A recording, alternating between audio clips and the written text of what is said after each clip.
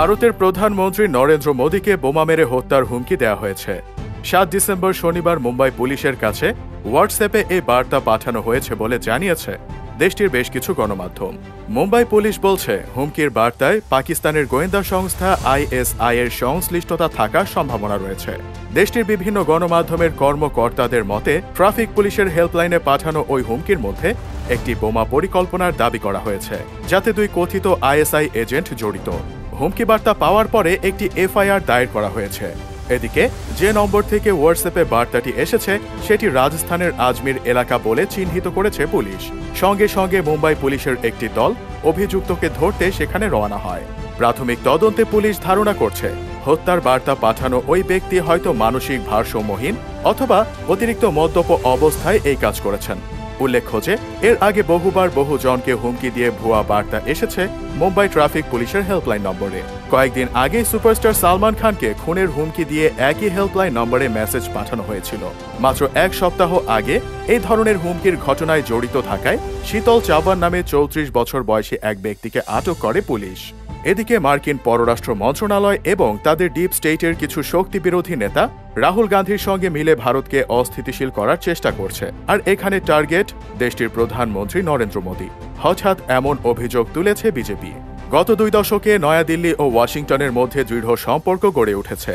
তবে নানা মত পার্থক্য ও বিরক্তি সত্ত্বেও উভয়ই সম্পর্ক আরও জোরদার করার অঙ্গীকার করেছে। এমন সময় বিস্ফোরক এ অভিযোগ তুলল বিজেপি।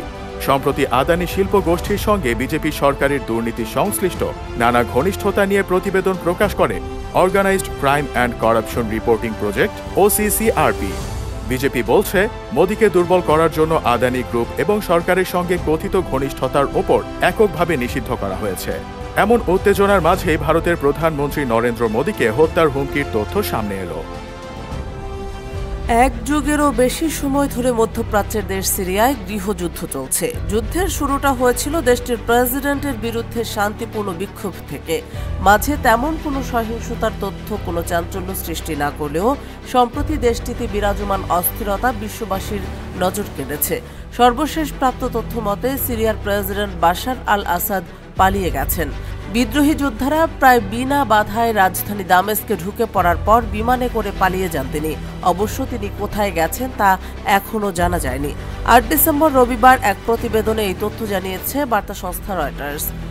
বার্তা সংস্থাটির প্রতিবেদনে বলা হয়েছে, সিরিয়ার প্রেসিডেন্ট বাশার আল আসাদ রবিবার একটি বিমানে চড়ে দামেস্ক থেকে অজানা গন্তব্যের উদ্দেশ্যে রওনা হয়েছেন বলে 2 সিনিয়র সেনা কর্মকর্তা রয়টার্সকে জানিয়েছেন। অন্যদিকে বিদ্রোহীরা জানিয়েছে তারা রাজধানী দামেস্কে প্রবেশ করেছে, তবে এই শহরে প্রবেশের পথে সরকারি বাহিনীকে কোথাও দেখা যায়নি। বিদ্রোহীরা বলছে, আমরা সিরিয়ার জনগণের সাথে আমাদের বন্দীদের মুক্ত করার এবং তাদের শিকল মুক্ত করার এবং সিদনায়া কারাগারে অন্যায়ের যুগের সমাপ্তি ঘোষণা করার খবর উদযাপন করছি।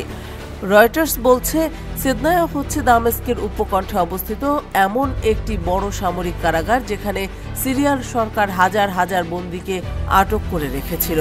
এর মাত্র কয়েক ঘন্টা আগে বিদ্রোহীরা জানিয়েছিল তারা মাত্র 1 দিনের লড়াইয়ের পরে সিরিয়ার 3য় বৃহত্তম শহর হোমস সম্পূর্ণরূপে দখল করে নিয়েছে। এতে করে আসাদের 24 বছরের শাসন বড় ধরনের হুমকির মুখে পড়ে গিয়েছিল। এদিকে দামেস্কের প্রাণকেন্দ্রে গুলির তীব্র শব্দ শোনা গেছে বলে রবিবার সেখানকার 2 বাসিন্দা জানিয়েছেন। যদিও তাৎক্ষণিকভাবে গোলাগুলির উৎস কি তা এখনো স্পষ্ট নয় বলে রয়টার্স জানিয়েছে। আবার এদিকে রাজধানীর দক্ষিণ পশ্চিমের গ্রামীণ এলাকায় স্থানীয় যুবকরা এবং সাবেক বিদ্রোহীরা ক্ষমতা হারানোর সুযোগ নিয়ে আসাদ পরিবারের কর্তৃত্ববাদী শাসনের বিরুদ্ধে রাস্তায় নেমে এসেছেন। এর আগে মধ্যাঞ্চলীয় শহর হোমস থেকে সেনা প্রত্যাহারের পর হাজার হাজার বাসিন্দা রাস্তায় নেমে আসেন এবং স্লোগান দেন, আসাদ চলে যাক, হোমস মুক্ত এবং সিরিয়া দীর্ঘজীবী হোক এবং বাশার আল আসাদের পতন হোক। প্রসঙ্গত উল্লেখ্য যে বাশার আল আসাদ 2000 সাল থেকে সিরিয়ার ক্ষমতায় রয়েছেন। এর আগে তার বাবা হাফেজ আল আসাদ 29 বছর দেশটি শাসন করেছিলেন। তবে 2011 সালে প্রেসিডেন্ট বাশার আল আসাদের বিরুদ্ধে ব্যাপক বিক্ষোভ শুরু হয়। ওই সময় বিক্ষোভকারীদের দমনে কঠোর পন্থা অবলম্বন করেন তিনি। এরপর বিক্ষোভকারীরা সশস্ত্র বিদ্রোহ শুরু করেন। এতে করে দেশটিতে শুরু হয় গৃহযুদ্ধ।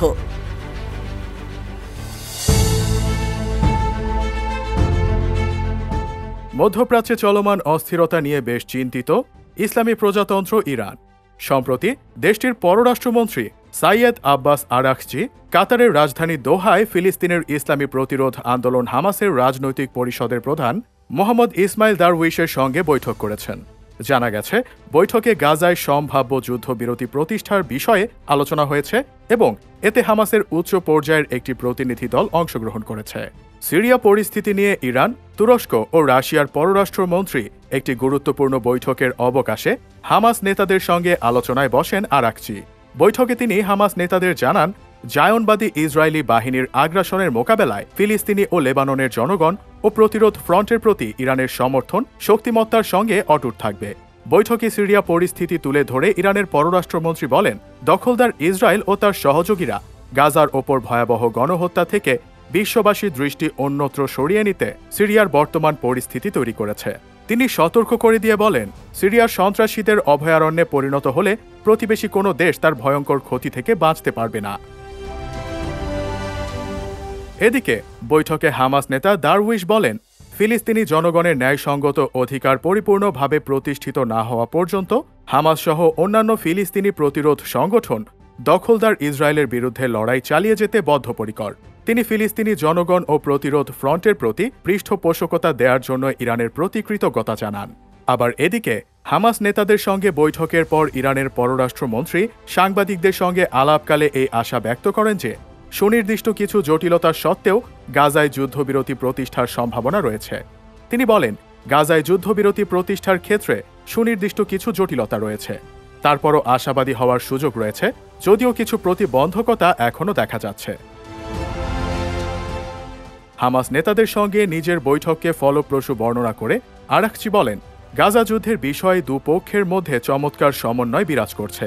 অন্যদিকে সিরিয়ার সাম্প্রতিক সংঘাতপূর্ণ পরিস্থিতি শুধু এই দেশেই সীমাবদ্ধ থাকবে না উল্লেখ করে ইরানের পররাষ্ট্রমন্ত্রী সাইয়েদ আব্বাস আরাকচি বলেছেন, সিরিয়ার সন্ত্রাসবাদ ও পরিস্থিতি ইরাকের নিরাপত্তার জন্য হুমকি।